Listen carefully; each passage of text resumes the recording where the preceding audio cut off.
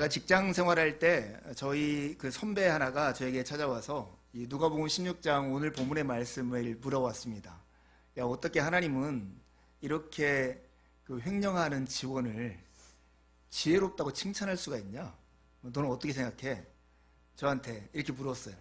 그때 저는 이제 되게 신실한 그리스도인이라고 그 선배는 생각했던 모양이에요.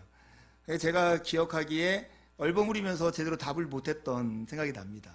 근데 설교를 준비하면서 저도 부족했지만 그 선배도 이 본문에 대한 이해가 없었구나 하는 생각이 들었어요. 첫 번째는 이 본문에서 비유에 해당하는 것과 비유를 설명하는 부분에 이 나누어지는 부분을 이해하지 못했겠구나. 이 8절 상반절까지는 비유고 하반절부터는 비유에 대한 예수님의 말씀인데 이런 구분이 없었다는 것과 두 번째는 이 비유 속에 나오는 이 주인을 하나님이라고 오해했구나. 사실 예수님의 비유 속에 나오는 이 주인은 하나님이 아닌데 하나님으로 오해한 면이 있구나 하는 그런 생각이 들었습니다. 성경을 우리가 천천히 읽어보면서 주의 깊게 읽어야 할 필요가 있는 것 같아요. 하나님이 하신 말씀이 무엇이고 이것이 어떤 맥락에서 우리에게 이야기되고 있는가를 주의 깊게 봐야만 주님이 이 말씀을 통해서 우리에게 하시려는 그 말씀의 의미를 이해할 수 있습니다. 오늘 본문의 이야기는 제자들에게 해주는 말씀이에요.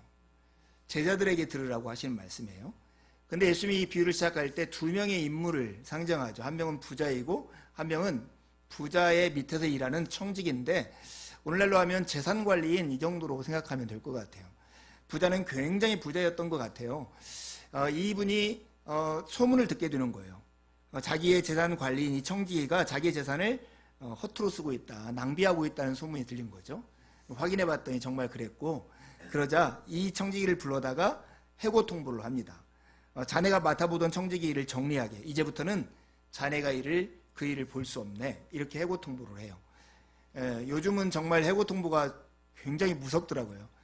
얼마 전에 유퀴즈에 나와 있는 구글에서 근무했다가 해고당한 사람의 얘기를 들었는데 오늘 갑자기 이메일로 당신 해고되었다고 연락이 오자 그 다음부터는 회사에 들어가지도 못하고 회사의 짐을 정리해서 자기 집에 보내줬다고 그런 얘기를 했어요. 보안이나 이런 것 때문에 철저하게 해고 즉시 거기를 떠나게 만드는데 이 당시에는 좀 달랐나 봐요. 자기의 일을 정리하고 거기서 떠나라고 말을 했어요. 근데 이 청지기가 자기를 돌아본 거예요. 어떻게 먹고 살지? 누구나 그렇게 생각하겠죠. 근데 땅을 파자니까 자기에게는 힘이 없어요. 또 빌어먹자고 하니까 되게 부끄러운 거예요. 다른 살 길을 찾아야겠다는 생각이 들면서 내가 무엇을 해야 할지 알겠다 하면서 주인에게 빚진 사람들을 불러 모았어요. 그 중에 두 사람의 샘플을 얘기해요. 한 사람은 봤더니 기름을 100마리 정도 빚을 진 사람이에요. 100마리면 3,300리터 정도 드는 양이래요. 이거 엄청난 양이잖아요. 그 사람한테 빈문서를 가져와서 여기서 50마리라고 쓰라고. 그리고 청지기가 딱 사인을 해줬어요. 그리고 그 다음에는 다른 사람이 왔는데 그 사람은 밀을 100석 빚진 사람이었어요. 그 사람한테는 80석이라고 적으라고 해놓고 이것을 사인하게 했어요. 밀 100마리, 기름 100마리 50말로 줄어들면 돈으로 하면 약 1000데나리온 정도가 줄어드는 거래요. 1데나리온이 하루 품삯이니까 1000데나리온은 3년의 연봉에 해당하는 금액인 거예요. 그리고 밀 100석이 80석으로 줄어드는 이 20석의 양의 금액은 2500데나리온 정도. 연봉으로 하면 거의 6, 7년 정도의 연봉을 이렇게 삭감해 준 거예요. 그러니까 이 사람들이 얼마나 기뻤을까요? 근데 이 주인이 이 청지기가 이렇게 하는 것을 보고 이 청지기를 굉장히 지혜롭다고 해요. 왜냐하면 이 청지기가 이렇게 한 이유가 뭐냐면 내가 누군가에게 이렇게 호의를 베풀면 내가 해고되었을 때 그 사람들이 나를 자기 집으로 맞아들일 것이다. 새로운 일자리를 제공할 것이다 하는 기대가 있었기 때문에 그래요. 이런 맥락은 참 그 로마 시대의 문화를 이해해야만 좀 더 이해할 수 있는 것 같아요. 우리는 친구 하면 오랫동안 함께 거하고 같이 고등학교를 다니고 같이 중학교를 다니고 같은 동네에 살고 이런 사람을 친구라고 하잖아요. 근데 로마 사회에서 친구의 개념은 조금 달랐어요. 친구는 내가 무엇인가 호의를 베풀을 때 내가 베푼 호의만큼 그 사람이 되갚을 수 있는 능력이 있는 사람, 그 사람을 친구 관계라고 했어요. 갚지 못하는 사람은 상호 관계가 되는 거예요. 주인과 종의 관계가 되는 거예요. 그래서 그런 관계로 생각해 보면 이게 좀 이해가 되는 거예요. 내가 그 사람에게 20말 아니면 50말 정도의 이 빚을 탕감해 줬다면 그 사람은 나에게 이것을 갚아야 할 의무가 생기는 거예요. 그러니까 불이한 재물을 가지고 오히려 친구를 사귐으로써 자기가 해고당했을 때의 자기의 앞날을 도모한 게 오늘 이 청지기의 모습인 거예요. 여러분, 이런 청지기의 모습을 본 여러분이 주인이라고 하면 이 사람들을 어떻게 평가하겠습니까? 근데 어떻든 간에 주인은 예수님의 비유 속에서 그 사람을 칭찬하고 있는 거예요. 어떻게 칭찬하냐면 지혜롭다고 칭찬해. 해고당할 만큼 불의한 청지기였어요. 그러나 주인은 그를 칭찬했어요. 다가올 현실을 지혜롭게 대비하고 있다는 것, 그 점에서 지금 주인이 이를 칭찬하고 있는 거예요. 임박한 위기를 앞두고 그는 정직하지는 않았지만 놀라울 만큼 슬기롭게 그 일을 대처했다는 것, 예수님이 이 비유를 통해서 말씀하고자 했던 내용이 이것입니다. 그러니까 이 청지기의 불의한 면을 강조하는 게 아니라 지혜롭게 앞날을 대처하고 있는 것을 강조하고 있는 거예요.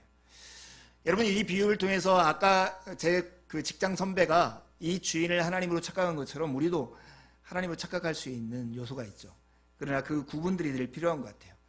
예수님은 마치 이 비유를 기둥 삼아서 기둥을 툭툭툭 쳐서 보가 울리게 하듯 이 비유를 통해서 우리 안에 무엇인가를 깨우치려고 하는 것이 예수님의 목표였던 것입니다. 제가 전주에서 고등학교를 다녔는데 고향 사람들 중에 전주에서 고등학교 다니는 사람들이 여럿 있었어요. 그래서 가끔 뭐 주일날 저녁에 모여서 같이 밥도 먹고 놀기도 했는데 한날은 그 1년 후배인 여자 집에서 우리 고등학교 친구들이 같은 고향 교회 출신들이 만나서 밥을 먹기로 했어요. 근데 그 친구 자취하는 집들이 똑같은 모양의 집들이 이렇게 집단으로 지어져 있는 동네였어요. 이 집인지 저 집인지 구분이 안 되는 거예요. 전화기가 있어서 전화할 수도 없고 뭐 알아볼 방법이 없는 거예요. 근데 그 순간에 한 친구가 꾀를 낸 거예요. 어떻게 찾을까? 그 친구의 이름이 임혜선이다 하면 거기서 쉬운 방법은 거죠. 임혜선 부르면 나올 수 있겠죠. 근데 임혜선이는 그때 엄청나게 창피를 당하고 이렇게 얼굴을 못 들고 아마 나와야 할 형편일 거예요. 꾀를 낸 친구가 뭐라고 했냐면 우리의 이름을 부르자. 크게 우리의 이름을 부르자. 주상규 막 이렇게 불렀어요.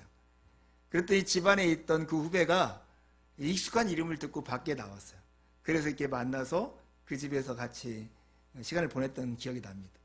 예수님이 오늘 비유를 들려준 얘기가 딱 그런 거예요.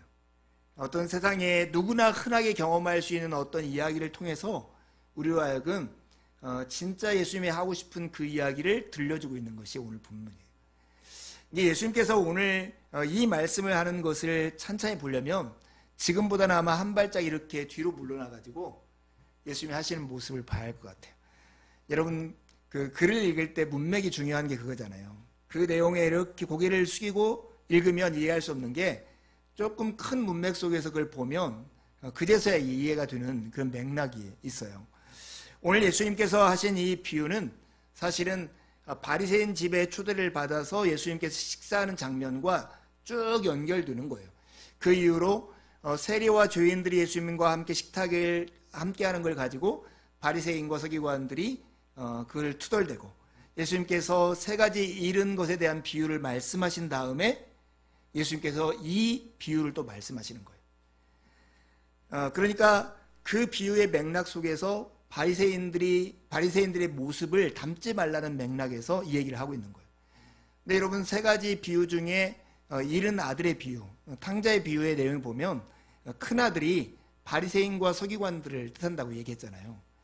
근데 그 큰 아들이 결국 둘째 아들을 받아들이지 못한 이유가 무엇이었는가 생각해 보세요. 그것은 자기의 재산이 축날까 봐.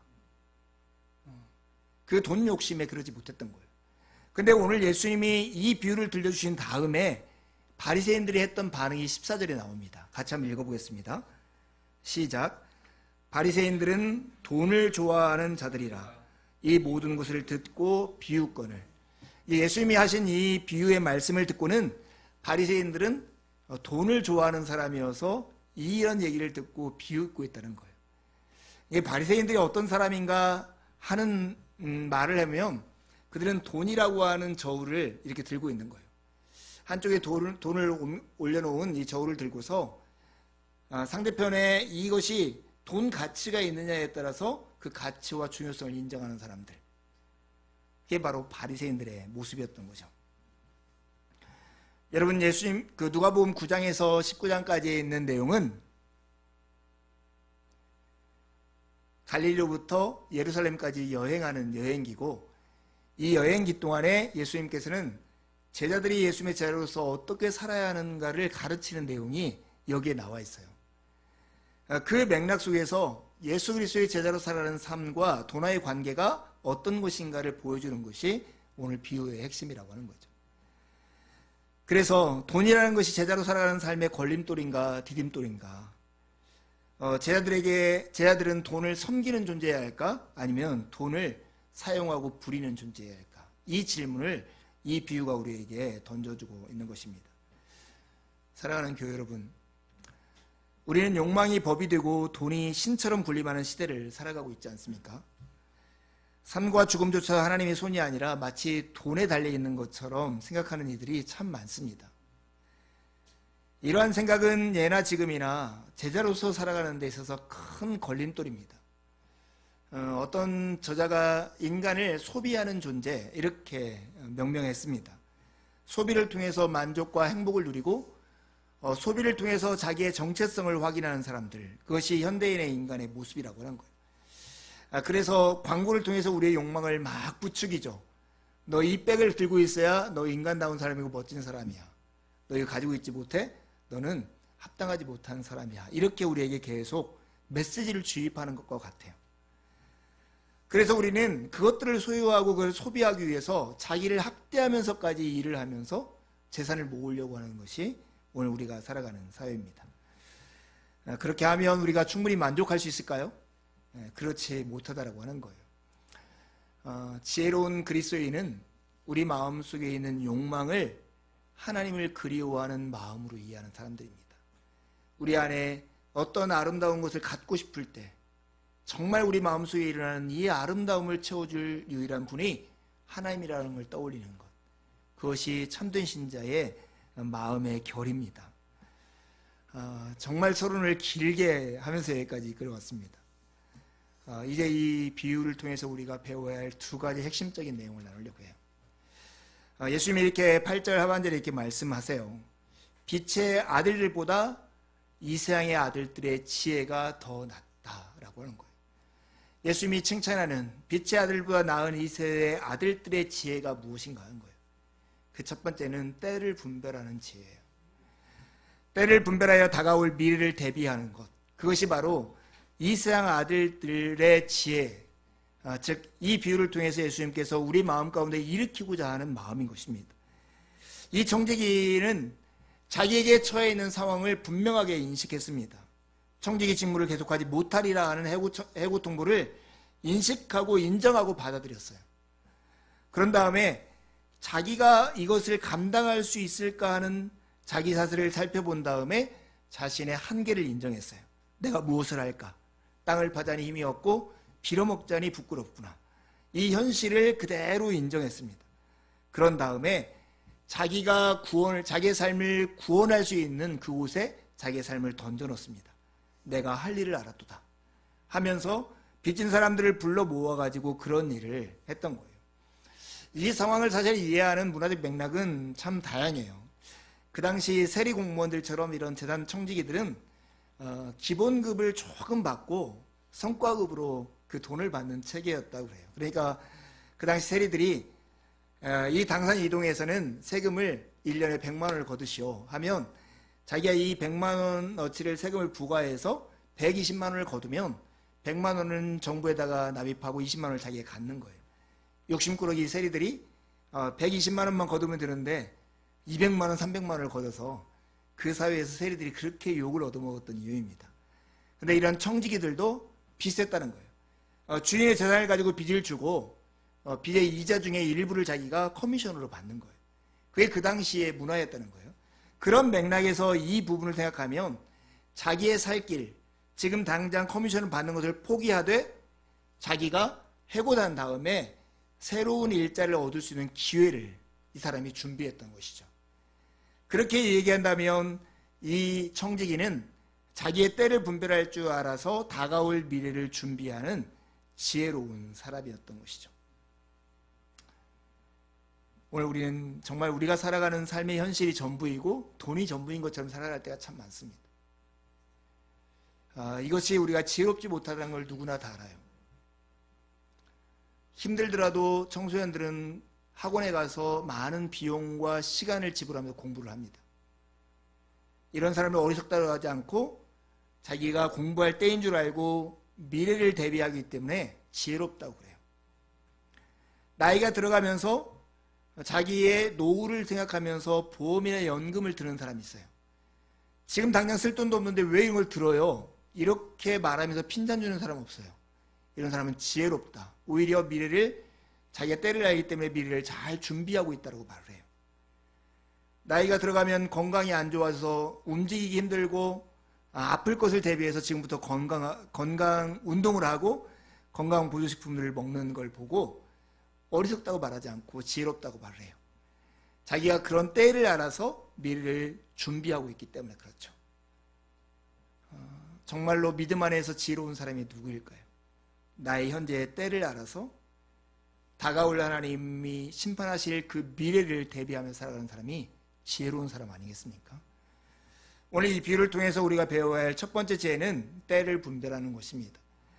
두 번째는 주인을 아는 지식을 가지는 거예요. 이 청지기는 주인을 알았기 때문에 주인의 명예에 호소함으로써 구원을 얻는 길을 얻습니다. 아까 어린이 설교에서 나눴던 것처럼 케네스 베일리라고 하는 신학자가 이 비유를 이렇게 설명했어요. 아마 이 청지기는 주인이 얼마나 관대하고 너그러운 사람인가를 알았다는 거예요. 그래서 주인에게 빚진 사람들을 불러다가 엄청나게 탕감을 해줘버리는 거예요. 막 2년, 3년치 연봉에다가 6, 7년치 연봉 그 금액을 삭감해줬어요. 청지기의 마음속에 이렇게 해주면 일어날 결과를 자기가 알았던 거죠. 이 사람들은 동네방네 가면서 야, 우리 주인이 얼마나 관대하고 훌륭하고 자비롭고 인자한 사람인지 알지 못하겠다고 소문을 낼 것이고, 그 소문이 동네에 확 퍼지면 정말로 이 너그럽고 자비로운 주인은 이 빚을 없던 일로 만들지 못하고 그냥 인정해주고 살 거다. 그래서 내가 던진 한 마리의 돌로 3마리의 새를 잡을 수 있다. 주인을 명예롭게 하고 자기는 살 길을 도모하고 빚진 사람한테는 빚을 탕감해주는 일을 할 수 있다. 이렇게 한 것이 청지기의 지혜이고, 이 지혜를 주인이 칭찬했다라고 하는 거죠. 이 지혜의 가장 밑바닥에 있는 건 뭐냐면, 이 청지기가 주인이 어떤 사람인지를 알았다라고 하는 거죠. 이게 지혜라는 거예요. 주인이 얼마나 관대한 사람이었다는 걸 알았다는 거예요. 케네스 베일리가 이렇게 얘기합니다. 이 청지기는 너그러운 주인의 제한 없는 자비를 온전히 신뢰하는 것만이 자신의 유일한 희망임을 알 만큼 똑똑했다. 여러분도 하나님이 그렇게 너그러운 분인가를 알 만큼 똑똑한 분이십니까? 케네스 베일리가 이 청지기에게 별명을 붙여줬어요. 그 별명이 뭐냐면 천재 악당이에요. 천재 악당. 분명히 불의한 행동을 하는데 주인조차도 꼼짝 못하게 만들고 많은 사람이 이익을 가져다 주는 그런 사람이었다라고 하는 거죠. 사랑하는 교회 여러분, 오늘 예수님의 비유를 통해 나타난 이 지혜는 우리가 듣는 복음과 굉장히 긴밀하게 연결되어 있습니다. 주보에 있는 데살로니가전서 1장 10절 말씀을 같이 한번 읽어보겠습니다. 시작. 또 죽은 자들 가운데서 다시 살리신 그의 아들이 하늘로부터 강림하실 것을 너희가 어떻게 기다리는지를 말하니, 이는 장래의 노하심에서 우리를 건지시는 예수시니라. 복음은 이런 것입니다. 우리의 때가 어떤 때인가를 우리에게 알려주는 것이 복음입니다. 우리에게 임박해 있는 하나님의 진노, 장차 닥쳐올 하나님의 진노가 무엇인지를 우리에게 말해주고, 우리로 하여금 우리 스스로 우리의 힘으로써 그 진노로부터 구원받을 수 없음을 깨닫게 해줍니다. 그러면서 여기에 구원자 계시다라고 소개하는 것이 복음입니다. 청지기가 때를 알아서 자기의 상황을 인식하고 자기의 한계를 인정하고 구원자를 위해서 몸을 던진 것처럼, 복음이라고 하는 것은 우리의 상황을 알려주고 우리의 한계를 인정하도록 하고 구원자를 향해서 우리의 시선을 돌리게 하는 것이 복음입니다. 그러나 청지기가 기대했던 자기의 꾀와 재주를 통해서 얻은 그런 구원 말고 진정한 구원자가 있으니 오늘 데살로니가전서 1장 10절에서 말하는 것처럼 우리를 건지시는 예수가 우리에게 계시다는 것입니다. 사랑하는 교회 여러분, 예수 그리스도를 믿고 살아간다는 것, 복음을 믿고 살아간다는 것은 이와 같습니다. 장차 우리에게 닥칠 하나님의 진노가 무엇인지를 알고 나의 스스로의 힘으로는 구원받을 수 없기에 구원자이신 예수님께 나의 삶을 던져놓는 것, 그것이 바로 복음을 믿는 삶입니다. 우리가 하나님께 우리의 삶을 던져놓을 때 예수 그리스도는 그 두 팔 벌리고 기다리는 그 손으로 우리를 와르게 안고 우리를 건지시는 분이십니다. 하나님의 시선으로 자신을 돌아보고 다가올 미래를 준비하는 것이 지혜입니다. 주님의 제한 없는 자비를 온전히 신뢰하는 것만이 우리의 유일한 희망임을 아는 것이 지혜입니다. 우리의 미래를 하나님의 자비와 국률하신 성품에 맡기며 살아가십시오. 유진 피터슨이라는 목사님이 쓴 책에 보면 그 목사님이 친구의 농장에 놀러 간 거예요. 미국 농장을 막 그림으로 봤던 걸 한번 상상하면서 보세요. 큰 울타리가 있고 그 안에 그 목초지를 잘 갖고 나왔어요. 그리고 소들을 두었는데 어느 한 소가 계속 울타리 근처에서 땅을 파고 있더라는 거예요. 봤더니 그 울타리를 넘어서 울타리 밖에 나가려고 하는데 계속 그 펜스에 걸리니까 이제는 머리와 뿔로 땅을 파가지고 울타리 밑으로 빠져나가려고 그렇게 시도하더라는 거예요. 그러면서 이 유진 피터슨 목사님이 그렇게 생각해 이름을 붙였어요. 그 소한테. 그 이름이 뭐냐면 헛똑똑이에요. 헛똑똑이. 여기 안에 펼쳐져 있는 좋고 아름다운 목초지를 있는데 이것을 뒤로하고 마치 저 울타리를 넘으면 새로운 어떤 세상이 펼쳐질까봐 황무지와 같은 곳으로 뛰쳐나가려고 하는 거.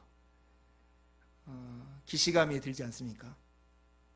기쁨의 동산 에덴 동산에서 하나님께서 하나님과 더불어 충만한 복을 누리도록 살려고 했던 인간인데 마치 소가 울타리 밑을 뿔로 파며 그걸 빠져나가려는 것처럼 선악을 알게 하는 나무의 열매를 따먹고 하나님처럼 되려고 했던 아담과 하와의 모습을 그대로 보는 것 같지 않습니까? 그리고 우리는 그 아담과 하와의 후예들로서 오늘도 동일한 일들을 반복하고 있다고 하는 것입니다.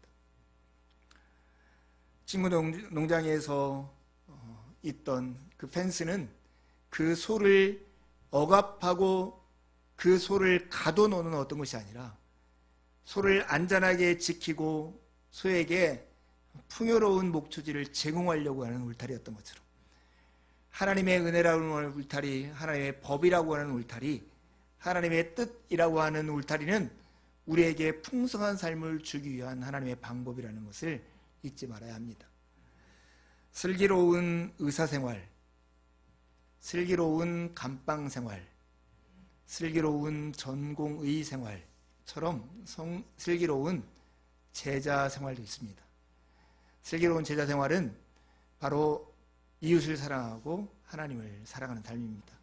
오늘 예수님이 10절에 13절에 말씀하시는 내용이 딱 이것입니다. 예수님은 불의의 제물로 친구를 사귀라고 말씀합니다. 여러분, 친구의 관계라고 하는 것은 그 시대에 무엇인가 호의를 베풀면 그것을 갚을 능력이 있어서 갚는 사람을 친구 관계라고 말한다고 했습니다. 오늘 예수님은 불의한 재물, 자기의 욕심을 위해서 나만을 위해서 쌓아놓는 어리석은 부자가 창고를 짓고 여러 해 쓸 물건을 쌓아놓았던 그 재물, 그런 재물, 불의한 재물을 가지고 친구를 사귀라고 말씀해요. 친구를 사귀는 방법은 이 청지기가 갚을 능력이 없는 빚진 사람들의 빚을 탕감해 준 것처럼 갚을 능력이 없는 사람에게 선을 베푸는 것을 친구를 사귀는 거라고 말을 합니다. 왜 이것이 친구를 사귀는 걸까요? 그리고 누구가 이 일을 통해서 친구가 될까요? 곰곰이 생각해 보십시오. 내가 보답할 수 없는 사람들에게 보상을 기대하지 않고 어떤 것을 주었다고 생각해 보세요. 근데 그는 나에게 이것을 갚을 수 없습니다. 그러나 신비롭고 놀라운 것이 성경에 나와 있습니다. 가난한 사람에게 은혜를 베푸는 것은 하나님께 꾸어드리는 것과 같대요. 그래서 주님께서 그 선행을 넉넉하게 갚아주신다고 말씀합니다. 여러분, 우리가 갚지 못한 어떤 사람에게 선행을 베풀었다고 생각해봐요. 그것을 누가 갚아주신다고요? 하나님이 갚아주세요. 그러면 내가 갚지 못한 어떤 사람에게 어떤 걸 베푼다는 것은 내가 누구를 친구로 얻는 길이 됩니까? 하나님을 친구로 얻는 기회가 되는 것입니다. 오늘 불의한 재물로 친구를 사귀라고 하시는 이 주님의 말씀은 그런 맥락에서 우리에게 이웃을 사랑하라고는 복된 명령인 것입니다. 진짜 부자는 그가 가진 것이 얼마냐하고 상관없습니다. 그가 지금 누구에게 줄 것이 있느냐, 이것이 진짜 부자입니다. 저는 월말에는 부자입니다. 저는 한 달씩 생활을 하는데요, 남는 돈이 월말에 있으면 대부분 다 그것을 누굴 위해 씁니다. 25일 이후에 저한테 연락하면 맛있는 것을 먹을 수 있는 기회를 갖게 될 것입니다. 저는 그래서 월말 부자라고 하는데, 여러분이 얼마나 소유하고 있는지 우리가 각자 다르지만 여러분의 재정 중에 일부를 구별하여서 보답할 수 없는 사람들에게 나누어 주십시오. 그것은 하나님과 친밀하게 되는 기회입니다. 그것의 기쁨을 여러분의 삶에서 꼭 누리시는 여러분이 되길 바랍니다. 슬기로운 제사생활 두 번째는 하나님을 사랑하는 삶입니다. 하나님과 재물을 누구도 겸하여 섬길 수 없습니다. 우리가 믿고 사랑하고 충성하는 대상이 있다면 그것이 무엇이든 그것은 우리의 신의 역할을 합니다. 그러나 우리는 하나님만을 섬기도록 창조되었고 그렇게 살 때 진정한 행복을 누릴 수 있습니다. 특별히 우리가 살아가는 시대는 돈이 신처럼 역할하는 시대입니다. 돈을 지독하게 사랑하고 돈의 능력을 지나치게 믿고 돈을 벌기 위해서 과도하게 충성하는 시대를 살고 있습니다. 그런 시대 속에서 돈이 아니라 하나님이 나의 생명의 주인이시다, 살고 죽는 것이 하나님의 손에 달려있다, 이것을 믿고 살아가는 사람들이 우리 그리스도인입니다. 돈을 쓸 때는 늘 돈에 마음이 담겨있기 마련입니다. 돈을 하나님의 뜻대로 사용할 때 우리는 하나님의 뜻대로 돈을 사용하게 되는 것입니다. 저는 생각 없이 좀 감정을 이완해야 할 때 늘상 보던 드라마를 볼 때가 있습니다. 제가 그때 보는 드라마 중에 하나가 상도라고 하는 드라마입니다. 그 드라마에 이런 대사가 나와요. 홍덕주라고 하는, 지금으로 하면 이제 큰 회사의 기업 사장인데, 그 주인공에게 이런 말을 해요. 장사라는 건 말이야, 돈을 버는 게 아니라 사람을 버는 거야. 이문을 남기는 게 아니라 사람을 남기는 거야. 너처럼 두 눈 벌겋게 뜨고 돈을 쫓으면 그건 돈벌레야. 저는 이 대사를 들을 때마다 저의 마음을 콕콕 찌르는 듯한 생각이 듭니다. 장사를 하는 사람의 상인의 도리에서도 이런 지혜를 깨닫는데, 하나님의 자녀로 살아가는 우리가 돈을 쫓고 있지 않는가? 돈은 벌겋게 뜨고 돈을 쫓는 돈벌레와 같이 살고 있지 않는가? 돈이 되는 일이 아니고 돈으로 나를 소비할 수 있는 능력을 주는 게 아니면 마치 내가 하나님 믿는 하나님도 의미 없는 것처럼 여기질 않는가? 우리 마음 가운데 두려움으로 내가 하나님을 섬기는가 재물을 섬기는가를 돌아봐야 할 때입니다. 사랑하는 교회 여러분, 지혜로운 사람이 되십시오. 지혜로운 사람은 때를 아는 사람이고 하나님이신 주인이신 하나님의 마음을 아는 사람입니다. 하나님께서 우리에게 복을 주신 것은 그 복이 우리를 통해 다른 사람들에게 흘러가게 하시려는 것입니다. 그러니 돈을 사랑하지 말고 돈으로 이웃을 사랑하십시오. 받은 복을 하나님의 뜻에 따라 이웃을 사랑하는 곳에 사용하는 우리 모두가 되기를 간절히 소망합니다. 함께 기도하시겠습니다.